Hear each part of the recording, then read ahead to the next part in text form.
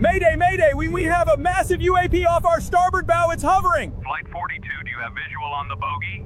So, imagine you're sitting in the captain's seat of a commercial airliner. Okay, setting the scene. Right. You've got, hundreds of passengers in the cabin right behind you, completely trusting you with their lives. Heavy responsibility. It is. And you're cruising at, 500 miles per hour through pitch black night sky. Just a normal red-eye flight. Exactly. Yeah. But suddenly, out of absolutely nowhere, a 200-foot dark, triangular craft it closes in and passes within, 500 feet of your windshield. Oh, wow. That's way too close. It is terrifyingly close. And the kicker is, it doesn't trigger any of your collision avoidance systems. No alarms, nothing. Which is terrifying. Right. And it shows no exhaust plume. Right. And it basically defies every single aerodynamic principle you've ever studied. So your adrenaline is just completely spiking at this point. Oh, off the charts. Yeah. And this is the crazy part. Your immediate reaction isn't just the sheer, panic of a midair collision. Right. It's this paralyzing realization that if you actually pick up the radio to report what you just saw, you might be permanently grounded. You're risking everything. Yeah, your medical clearance, your pension, your whole identity as an aviator could just go up in smoke. And the really unsettling part of that whole scenario is that it's not just a thought experiment for you guys listening. No, it's really not. That specific calculation where you have to weigh a massive immediate safety hazard against, keeping your job, that is a silent crisis happening in cockpits right now all over the world. Professional aviators are just routinely forced to make that insane choice. Exactly. So that brings us to the mission for today's deep dive. You've probably noticed a big cultural shift around this topic lately. Oh, absolutely. It's everywhere. Right, but today we are totally stripping away the sensationalism. We want to look at the hard data for you. Yeah, we've got a really detailed stack of sources to go through. We really do. We're looking at an opinion paper from the American Institute of Aeronautics and Astronautics. The AIAA. Yes, them. Plus official recommendations from NASA's safety databases, some proposed congressional legislation, and really comprehensive testimony from former Navy pilot Ryan Graves. It's a lot to unpack, but the goal here is to synthesize all of this and explain why unidentified anomalous phenomena, or UAP... Right, the new term. Yeah, why UAPs are no longer just, a fringe curiosity. They actually represent a critical, highly complex issue for national defense and commercial airspace safety. And to set the baseline here, we really need to clarify what these sources are actually concerned with, right? Right, because this deep dive is not about investigating extraterrestrial life. No, definitely not. The defense and aviation sectors are focused on a glaring blind spot in our domain awareness. We're looking at the mechanical and psychological challenges pilots face. The intense cultural stigma. Exactly, right? the stigma that suppresses critical safety data. And we'll look at the actual legislative solutions being drafted to fix what is essentially a totally broken reporting system. So to understand how this blind spot suddenly became visible to everyone, we have to talk about what we're calling the new glasses effect. Oh, I love this analogy. It's perfect, right? So imagine you've navigated your whole life with, severe astigmatism. Everything's just a little bit blurry. Right. But your brain just normalizes it. You don't know any better. Yeah. Then you go to the eye doctor, they drop that super advanced prescription lens over your eyes, and the second you look around your living room, you realize it is just crawling with exotic bugs. Ugh. Horrifying, but it makes the point. Right. That is essentially the massive technological shock that Ryan Graves and his Navy squadron experienced back in 2013. Yeah, the technical leap they made is super central to this whole phenomenon. So break that down for us. Well, Graves was flying off the coast of Virginia, just operating in standard military training airspace, Just a normal day at the office. Exactly. And in 2013, the Navy upgraded their Super Hornets from these older legacy mechanical radars to the APG-79 radar system. And why is that specific radar such a big deal? Okay, so think about the mechanics.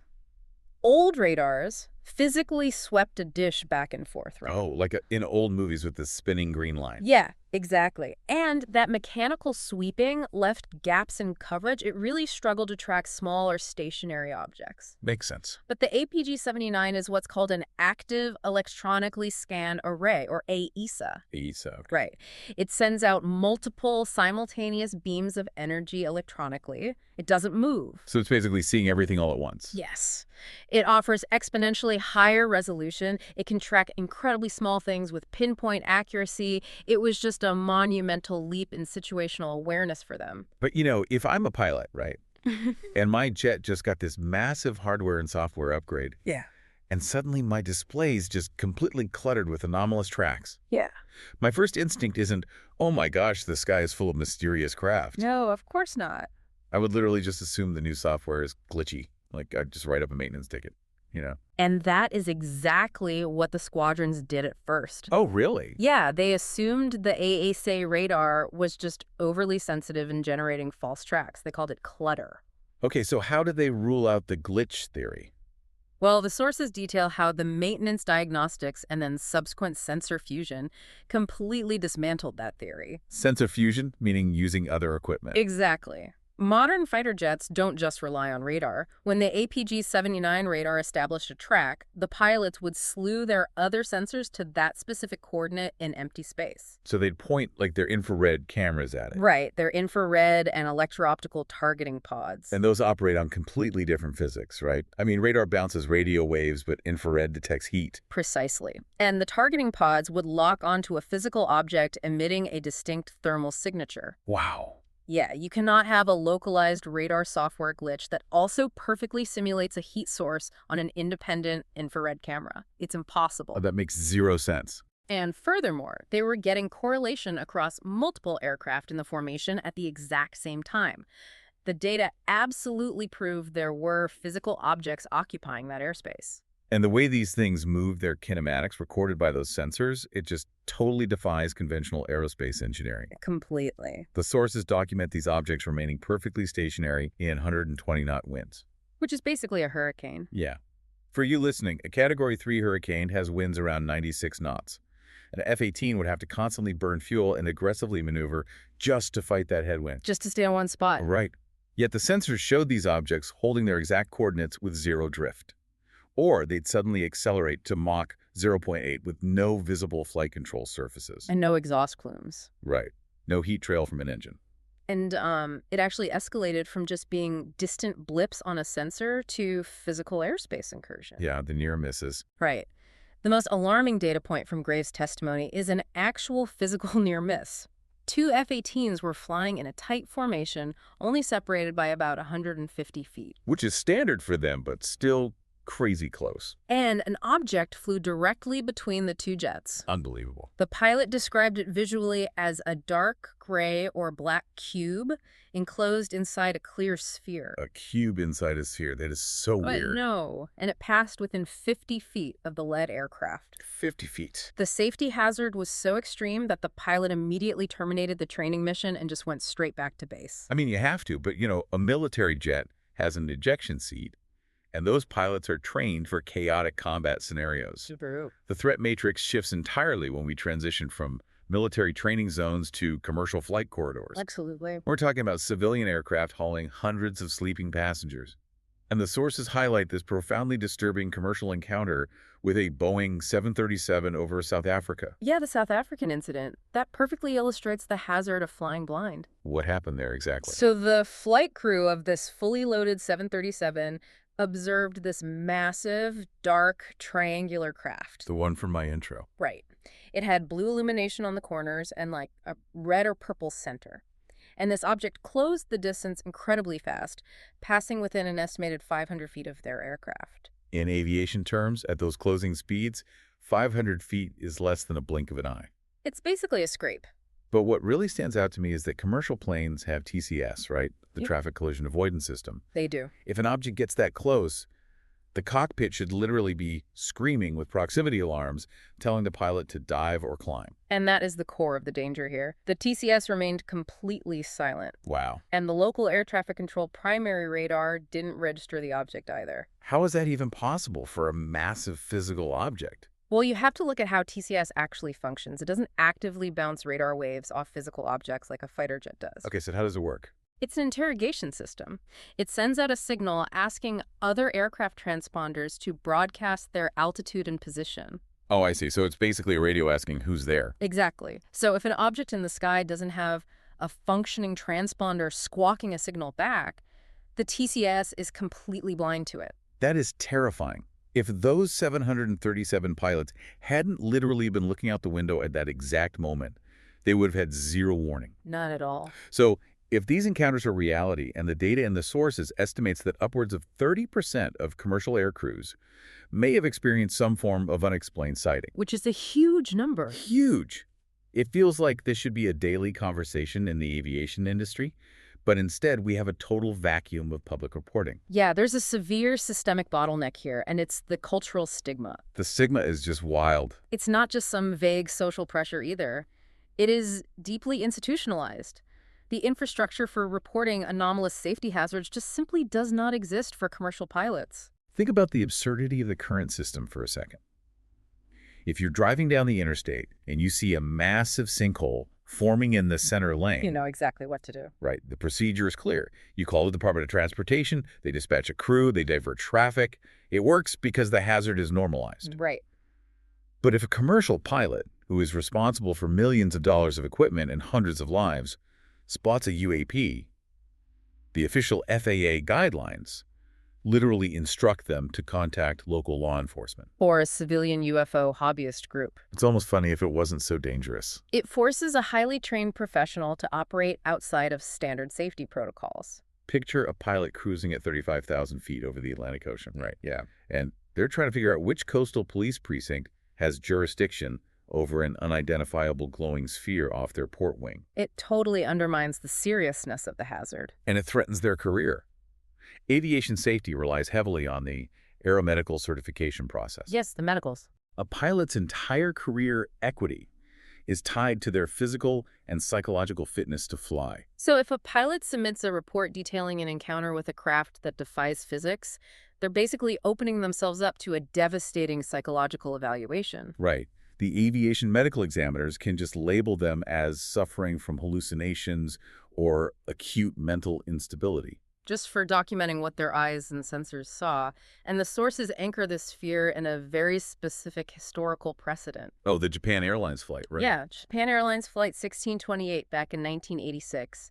Captain Kenju Torochi, who is a highly experienced pilot, reported a massive UAP pacing his Boeing 747 cargo plane over Alaska. And his visual sighting was actually corroborated by military radar from the ground, wasn't it? It was. He totally followed procedure, assuming the system would investigate the radar tracks and just validate his report. Which is what any logical person would assume. Instead, the FAA launched an investigation that aggressively scrutinized the crew. The media turned the whole incident into an absolute circus. And didn't the airline ground him? Yes.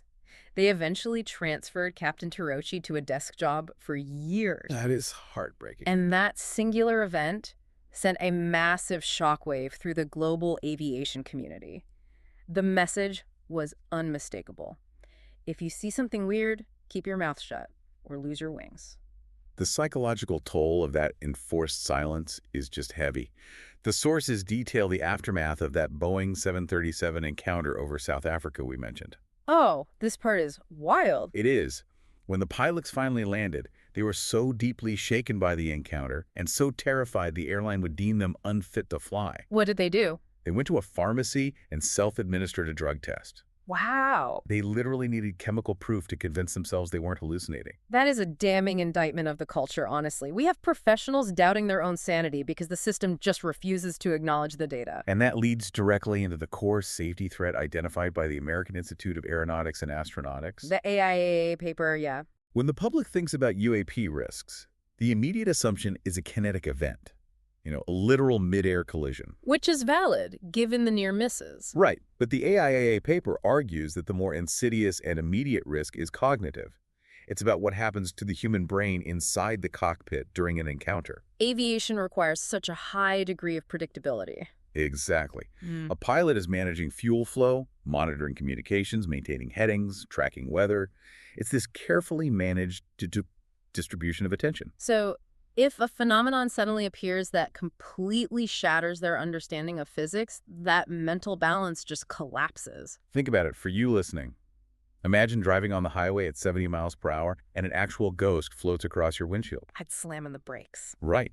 But as a pilot, you still have to perfectly manage your heavy machine while your brain is completely melting. The aviation term for this is task saturation. Task saturation. Yeah. The primary risks detailed in the paper are cognitive distraction and misidentification. Meaning, the pilot's brain is suddenly hijacked by the need to process an impossible visual stimulus.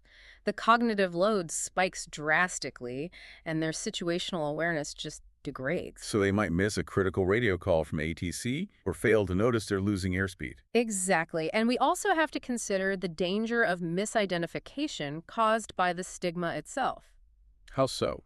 Well, if airline culture trains pilots to aggressively ignore anomalous objects to protect their careers, they might dismiss a highly conventional threat. Oh, like a foreign drone. Right. Imagine a foreign adversary deploys a physical surveillance drone into domestic airspace. A commercial pilot spots it, assumes it's a UAP, and deliberately chooses not to report it to avoid the stigma. Wow. So that hesitation leads to a delayed reaction from air traffic control and the defense networks. Exactly. It creates a massive vulnerability. But despite all that overwhelming pressure to stay silent, some data has managed to leak through the cracks, right? It has, often disguised under different terminology. Researchers actually looked into NASA's Aviation Safety Reporting System. The ASR. Right. Because the ASRS lacks a specific standardized reporting category for UAPs, researchers had to get creative. They ran queries using keywords like missile, UFO, or unidentified. And what did they find? They uncovered 13 specific UAP-related events that pilots felt so compelled to report due to the severity of the safety risk that they risked it anyway. And the details of those ASRS reports really illustrate how physical these encounters are. Yeah, they do. One report documents a near midair collision with what the pilot could only describe as a flying black bar. A flying black bar. Right. But the visual encounter was just the beginning of the incident. Immediately after the near miss, the aircraft experienced this cascading failure of its safety system. Oh, like electronic interference. Exactly. The magnetic compass completely malfunctioned, and the aircraft's transponder started transmitting incorrect altitude data to air traffic control. A transponder broadcasting false altitude data is incredibly dangerous. Because ATC uses that to keep planes separated. Right. Exactly. Air traffic control relies entirely on that data to maintain vertical separation. If ATC thinks you're at 30,000 feet, but you're actually at 32,000 feet, they might route another heavy jet directly into your flight path. That is a nightmare scenario. Oh. Combine that systemic failure with a pilot who's acutely distracted from just seeing a flying black bar, and the probability of a secondary accident just skyrockets. And there was another ASRS report too, right? With a glider. Yes. A civilian glider pilot observed a 6-foot-tall vehicle just pull up and fly in tight formation with them. And a glider has no engine to evade a threat. They are completely at the mercy of the object's flight path. So we've established this thoroughly documented safety risk, right? Corroborated by advanced sensors and a punitive culture that forces pilots to hide it. Right. But the sources don't just, admire the problem. They shift the narrative toward a really pragmatic solution. They reframe UAPs from an unsolvable spooky mystery into a solvable data science and policy coordination problem. Exactly. And the most encouraging aspect of the proposed solutions is that we don't even need to build new infrastructure from scratch. Right. The AIAA strongly recommends just leveraging the existing NASA ASRS database we were just talking about. Which makes sense because it's already a trusted entity. It processes roughly 100,000 aviation safety reports every year. And because it's managed by NASA and not the regulatory arm of the FAA or the airlines themselves, it acts as a decentralized, anonymous buffer. The recommendation is remarkably simple, honestly. Just add standardized UAP data fields to the existing ASRS forms. Right, just a checkbox and some drop-downs. Yeah, and that allows safety analysts to properly categorize the encounters, track geographic hotspots, and study the telemetry. The sources draw this brilliant historical parallel to something called red sprites. Oh, the red sprite comparison is highly instructive here. Remind us what those are. So, for decades, commercial pilots flying over major thunderstorms would witness these massive erratic electrical discharges shooting upwards into the mesosphere. Yeah, above the clouds. They look like giant red jellyfish. But pilots totally refused to report them. Exactly.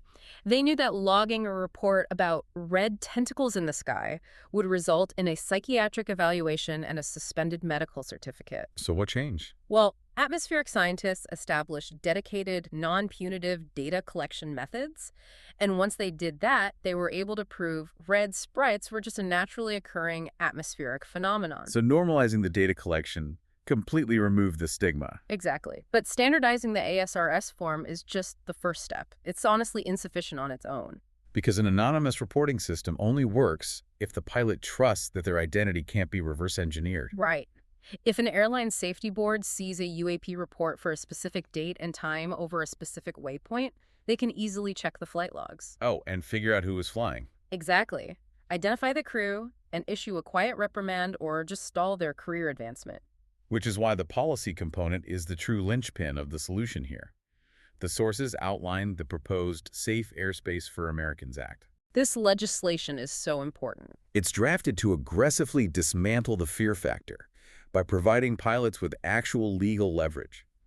It's basically an anti-retaliation and whistleblower protection framework. The legislation approaches it from multiple angles, right? Yeah. First, it explicitly prohibits the FAA or medical examiners from medically disqualifying civilian aviation personnel based solely on a UAP report. Okay, so it removes the immediate threat to their aeromedical certification. Exactly. Second, it strips airlines of the ability to retaliate. A corporate entity cannot issue a cease and desist letter, suspend or fire an employee for documenting an airspace hazard. It forces the corporate and regulatory layers to treat UAP encounters exactly like they would a report of severe wind shear or, a flock of geese near a runway. Right, just a hazard. And furthermore, the legislation mandates that the FAA actually compile this safety data and funnel it to ARO. The All-Domain Anomaly Resolution Office. Yes, the Pentagon's dedicated UAP investigation team. It closes the loop, ensuring the data doesn't just sit in a drawer, but is actively analyzed by defense specialists. And the demand for this type of protected reporting channel is immense. Oh, yeah. We know this because of the grassroots efforts of organizations like Americans for Safe Aerospace, which was founded by Ryan Graves. Press. Even without the protective legislation fully enacted yet, they've independently collected over 900 reports from military and commercial pilots. 900. That's insane. Yeah, these pilots finally have an avenue to share their data without immediate career destruction. That volume of data indicates just how frequently these encounters are occurring in the blind spots of our official reporting systems. So as we sort of synthesize the findings from these sources for you listening, the overarching takeaway is super clear. The conversation around UAPs has fundamentally shifted. It really has. It is no longer an abstract topic that you could just laugh out of a pilot's debriefing room. These phenomena represent a tangible, documented gap in our domain awareness. And by systematically removing the cultural stigma, implementing protected data pipelines like the ASRS, and establishing legal shields like the Safe Airspace Act, The aviation industry can finally treat these anomalies as quantifiable hazards. The goal is data normalization. because data is literally the only mechanism that makes our airspace safer. The technology has already proven that the objects are present. Right. The new radar proved it. Exactly.